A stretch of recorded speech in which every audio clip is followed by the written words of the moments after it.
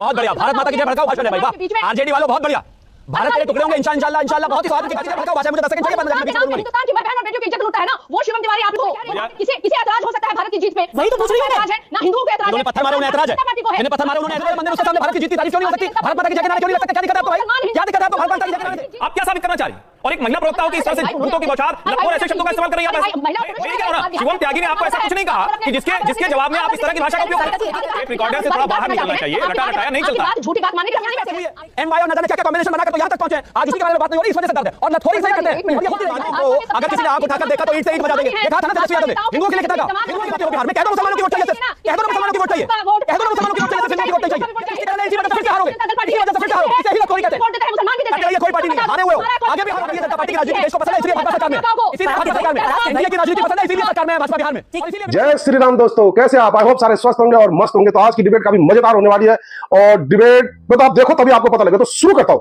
आज की debate TV 9 Bharatvarsh पर होने जा रही है, जिसमें लालू की बद दिमाग प्रवक्ता सारिका पासवान कुछ ऐसे बोल रही थी जैसे वह सुप्रिया श्रीनेत से ट्रेनिंग लेकर आए हो। वह डिबेट में क्या बोल रही थी उसको खुद भी नहीं पता था। डिबेट हो रही थी हिंदुओं के आने वाले त्योहार होली को लेकर कि हिंदुओं के त्योहारों में अक्सर कुछ शरारती तत्व व्यवधान डालकर दंगा फसाद करने की कोशिश करते हैं। इन्हीं सब विषय को लेकर डिबेट चल रही थी, जिसमें बीजेपी की तरफ से शिवम त्यागी और वरिष्ठ पत्रकार हर्षवर्धन त्रिपाठी भाग ले रहे थे। इसी विषय को लेकर राजद की प्रवक्ता सारिका पासवान बोल रही थी कि दंगा हिंदुओं की तरफ से होता है, क्योंकि हिंदू लोग मस्जिदों के आगे जाकर भारत माता की जय और वंदे मातरम के नारे लगाते हैं, जिससे वह मुस्लिम पक्ष को भड़काने की कोशिश करते हैं और फिर दंगे होते हैं। उसके इन्हीं शब्दों को लेकर शिवम त्यागी ने मैडम पासवान को ऐसे घेर लिया कि उसको बचने का रास्ता भी नहीं मिला। शिवम त्यागी ने पूछ लिया कि वंदे मातरम कहना या भारत माता की जय कहना क्या भड़काऊ नारे है? अपने ही देश में भारत माता की जय हिंदुस्तान जिंदाबाद कहना भड़काऊ नारे कैसे हो सकते हैं? अपने आप को घिरता देख ये लालू की प्रवक्ता अपना आपा खो बैठी और फिर इसने शिवम त्यागी को लेकर कुछ ऐसे आपत्तिजनक शब्द बोल दिए, जिनका जवाब वहां बैठे वरिष्ठ पत्रकार हर्षवर्धन त्रिपाठी ने बड़े प्रेम से समझाते हुए दिया और इस बदतमीज प्रवक्ता को समझा दिया कि डिबेट में बैठने से पहले अपनी भाषा पर संयम रखना चाहिए।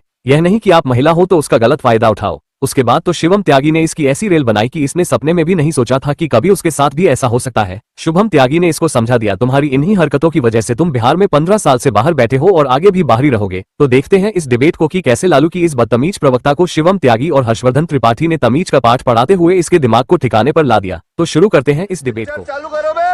नारों की बात करें कि किससे दंगा भड़कता है, भड़काऊ भाषा क्या होती है, भड़काऊ नारे क्या होते हैं। ये तो दिल्ली दंगों में हुआ था, जहां पे कहा गया था क्योंकि रामनवमी का वहां से निकल रहा था, जुलूस निकल रहा था और लोगों ने कहा कि वहां पर नारे लगे, इसलिए वहां से पत्थरबाजी हुई, इसीलिए पूरा दंगा शुरू हो गया। ये बार बार कहा जाता है। भड़काऊ भाषा वो होती है जब आप मुसलमानों को जिहादी कहते हैं। भड़काऊ भाषा वो होती है कि आप सनातन की बात करते हैं किसी के धर्म के जुलूस के आगे आप खड़े होकर के। भड़काऊ भाषा वो होता है जब कोई अजान पढ़ रहा है तो आप लाउड स्पीकर पे जय भारत माता के और जय हिंदुस्तान के नारे लगा रहे थे, क्योंकि आपकी मंशा जो होती है ना देशभक्ति की नहीं होती। भारत माता की जय भी भड़काऊ भाषा है आपके हिसाब से? नहीं, मैं कह रही हूँ आपकी मंशा बहुत बढ़िया, बहुत बढ़िया, शाबाश, बहुत बढ़िया। भारत माता की जय भड़काऊ भाषण है भाई, वाह। आरजेडी वालों बहुत बढ़िया, भारत तेरे टुकड़े होंगे इंशाल्लाह इंशाल्लाह। बहुत ही स्वाद की भाषा है, भारत माता की जय भड़काऊ भाषा है। मुझे 10 सेकंड चाहिए, मैं बीच में बोलूंगा। हिंदुस्तान की बहन और बेटियों की इज्जत लूटता है ना वो शिवम तिवारी आप हो, वो भारतीय जनता पार्टी है। हिंदुस्तान और भारत माता की जय, ना नाम सही पता है ना बात सही पता है, भाषण नहीं है, आरजेडी का मंच नहीं है। आपका नाम जान करके मैं कुछ नहीं आरजेडी का मंच। तो एक सेकंड सारिका जी, आपने बहुत बड़ी बात कह दी। मैं सीधा सवाल आपसे पूछती हूँ, आप कह रही हैं कि माहौल तब बिगड़ता है जब इधर से भड़काऊ भाषा का इस्तेमाल होता है। आपसे सीधा सीधा पूछती हूँ, मऊ में कल पत्थरबाजी हुई, वहां पर क्या भड़काऊ भाषा का इस्तेमाल किया गया जिसकी वजह से वहां पर पत्थरबाजी हुई और उसके बाद हिंसा और आगजनी हुई, लोगों की गाड़ी, लोगों के घर जला दिए गए? क्या हुआ था वहां पे, किसने भड़काया, क्या भाषा थी? देखिए पद्मजा जी, मऊ में जो कल घटना हुई, ना मैं वहां थी और ना आप वहां थी। शुरुआत कहां हुई, क्यों हुई और किस तरीके का नाम और रंग दिया गया, बात वहां होनी चाहिए, किन कारण से वह नहीं। लेकिन क्या हुआ, सामने अखबारों में और खबरों में क्या आ रही है कि भाई जश्न मना रहे थे लोग जीत की, वहां मुसलमानों को यह तकलीफ हुई। जिस तरीके का भाषा का इस्तेमाल अभी भाजपा के किस चीज का जश्न मना रहे थे? भारत की जीत का जश्न मना रहे थे भाई। भारत कोई धार्मिक जश्न थोड़ा ना था, वो भारत की जीत का था जश्न। वही तो मैं कह रही हूँ, किसे ऐतराज हो सकता है भारत की जीत पे? वही तो पूछ रही हूँ मैं। ना हिंदुओं को ऐतराज है, पत्थर मारे उन्हें ऐतराज है, पार्टी को है, जिन्हें पत्थर मारे उन्होंने ऐतराज है, जिन्होंने पत्थर मारे मऊ में उन्हें भारत की जीत से ऐतराज है, जिन लोगों ने सर फोड़े उनको ऐतराज है। रहे हैं। मस्जिद या मंदिर उसके सामने भारत की जीत की तारीफ क्यों नहीं हो सकती? भारत माता की जय के नारे क्यों नहीं लग सकते? क्या दिक्कत है आपको भाई? क्या दिक्कत है आपको भारत माता की जय के नारे से? बिल्कुल लग सकते हैं नारे, ऐसे ही लगेंगे नारे। और क्यों नहीं लगने चाहिए नारे भाई? गजब बात है, आदमी हिंदुस्तान में रह के भारत माता की जय नहीं लगाएगा तो कहां लगाएगा? इसी वजह से हार रहे हो, इसी वजह से हार रहे हो बिहार में इतने लंबे समय से, इसी वजह से विपक्ष में बैठे हुए हो, इसी वजह से विपक्ष में पड़े हुए हो। भारत में रहते हो, भारत माता की जय के नारे से प्रॉब्लम है। और सबसे बड़ा यही दिक्कत है, कोई नहीं, ये भाईचारा है ना, भाईचारा है ना। भारत माता की जय के नारे लगा रहे तो छोड़ दिया सर, छोड़ दिए लोगों के साथ। ये भारत माता की जय के नारे लगाने के बाद ये भाईचारा है। हिंदुस्तान और भारत के हिंदू और मुसलमान एक हैं। और आप अरे सारिका जी, आप बार बार बात तो वही कह रही हैं, पर जब सवाल आपसे सीधा पूछा जा रहा है कि दोबारा मऊ जैसी घटना ना हो, आप खुद नहीं बता पा रहे कि मऊ में ये घटना क्यों हुई, और इसीलिए कि ऐसा दोबारा होली के दिन ना हो जाए ऐसी हिदायत दी जा रही है। क्योंकि आप ही कह रही हैं अब तो हमें समझ में नहीं आ रहा कि क्या घटा कल, किसने क्या बोला, क्योंकि भाई भारत की जीत से तो किसी को ऐतराज नहीं हो सकता ना, भारत माता की जय कहने से किसी को ऐतराज नहीं हो सकता, तो पत्थर चले क्यों? होली के दिन ना चले पत्थर, इसीलिए ये निवेदन किया जा रहा है। तकलीफ है। नहीं पद्मजा जी, गलत तरीके से मत मोड़ा जाए।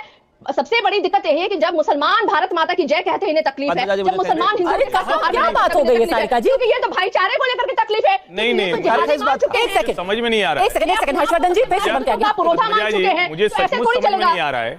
ये सारिका डिबेट को कहा, फराज किदवई ने भी अपनी बात रखी, शिवम त्यागी ने भी रखी, लेकिन शिवम त्यागी ने सिर्फ ये कहा कि हमारी भाषा खड़ी है, तीखा बोलते हैं।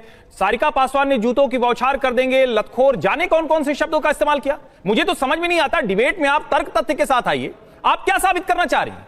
और एक महिला प्रवक्ता हो कि इस तरह से जूतों की बौछार, लतखोर ऐसे शब्दों का इस्तेमाल कर रही है। महिला और पुरुष छोड़िए, मैं यही कह रहा हूं ना, शिवम त्यागी ने आपको ऐसा कुछ नहीं कहा कि जिसके जवाब में आप इस तरह की भाषा का उपयोग सारिका जी, एक करते हो, तर्क पे बात करते हैं, कमाल है, तर्क पे बात करते हैं। आप इतनी देर से कोई भी एक ढंग की बात नहीं कर पा रही। शिवम त्यागी ने भी यही कहा कि हमें भी कोई ऐतराज नहीं, सब हिंदू मुसलमान मिलकर ही खेलेंगे।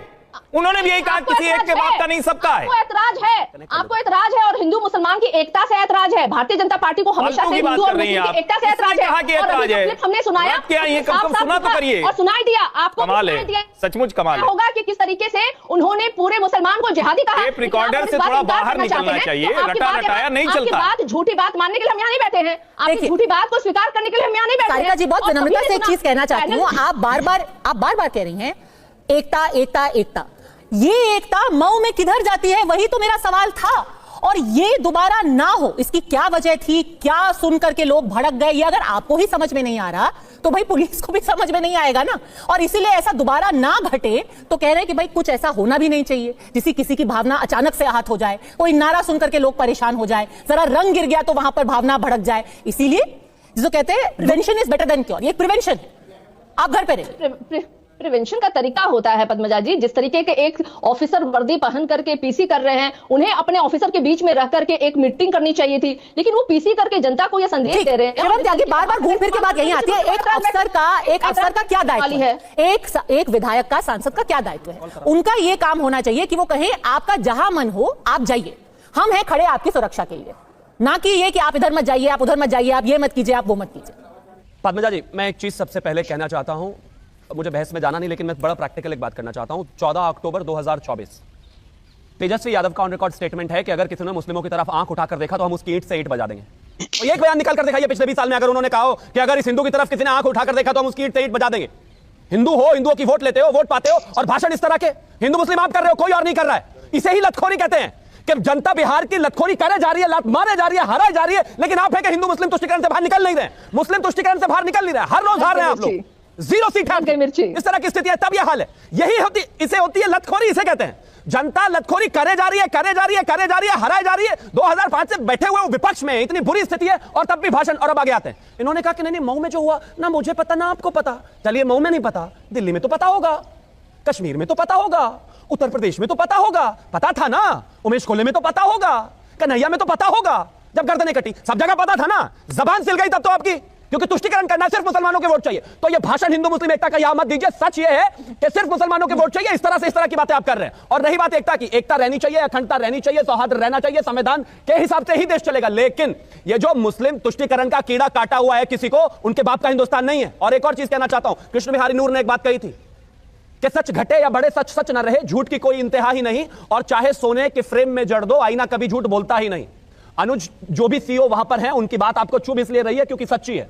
दर्द इसलिए हो रहा है क्योंकि मुस्लिम तुष्टिकरण का वोट चाहिए। दर्द इसलिए हो रहा है क्योंकि आज होली की बात होती है, आज त्योहारों की बात होती है, आज डीजे पर बैन नहीं है, कावड़ पर बैन नहीं है, दुर्गा पूजा पर बैन नहीं है, लक्ष्मी पूजा पर बैन नहीं है, 84 कोसी परिक्रमा पर बैन नहीं है। ये तुष्टिकरण वाले लोग जिनकी पैदाइश ही इस तरह से हुई है, MY और न जाने क्या क्या कॉम्बिनेशन बनाकर तो यहां तक पहुंचे हैं, आज उसी के बारे में बात नहीं हो रही, इस वजह से दर्द है। और लतखोरी सही कहते हैं और ये होती रहेगी आपके साथ। सारिका पासवान ये कह रहे हैं M और Y समीकरण और तुष्टिकरण दुष्टिकरण। देखिए भाजपा वाले जितने हैं ना, सारे हिंदुओं के सबसे अधिक जो है ना दमाद वो मुसलमान ही उन लोगों ने रखा है, फिर भी इनको सबसे ज्यादा तकलीफ मुसलमानों से है। भाषा का बड़ा प्रॉब्लम है ये भाषा, ये सीधी भाषा से सुधर नहीं जारी कर देना चाहिए। नहीं बताइए ना मुझे सिर्फ इतना बताइए, कहिए ना, बताइए मुझे कि मुसलमानों को अगर किसी ने आंख उठाकर देखा तो ईंट से ईंट बजा देंगे, ये कहा था ना तेजस्वी यादव ने। हिंदुओं के लिए कितना का, हिंदुओं के लिए कितना का, हिंदुओं की वोट नहीं पाते होगा, हिंदुओं की वोट नहीं पाते हो, हिंदुओं की वोट नहीं पाते हो बिहार में, हिंदुओं की वोट नहीं पाते हो बिहार में, कह दो मुसलमानों की वोट चाहिए सिर्फ, कह दो ना मुसलमानों की वोट चाहिए, कह दो ना मुसलमानों की वोट चाहिए, सिर्फ हिंदुओं की वोट नहीं चाहिए। अरे कह दीजिए, दिन रात मुसलमान मुसलमान मुसलमान, बाहर निकलो।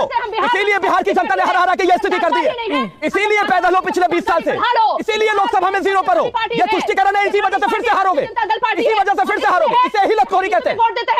करते रहिए, कोई पार्टी नहीं है, हारे हुए हो, आगे भी हारोगे, आगे भी ऐसे ही हारोगे। हर जगह तुष्टिकरण, आंखें खुलती नहीं तुष्टिकरण, सुबह उठे तुष्टिकरण। अरे बाहर निकलो भाई मुसलमानों से, हिंदू मुस्लिम एकता पर बात करो, तुष्टिकरण और बात करिए। भारतीय जनता पार्टी की राजनीति देश को पसंद है, इसलिए भाजपा सरकार में है, इसीलिए भाजपा सरकार में है। एनडीए की राजनीति पसंद है, इसीलिए सरकार में है भाजपा बिहार में, और इसीलिए आपको डिबेट पसंद आई होगी। डिबेट पसंद आए तो लाइक कीजिए, शेयर कीजिए, और चैनल पे नहीं तो सब्सक्राइब कीजिए। मिलते हैं फिर किसी नई डिबेट के साथ, तब तक जय श्री राम।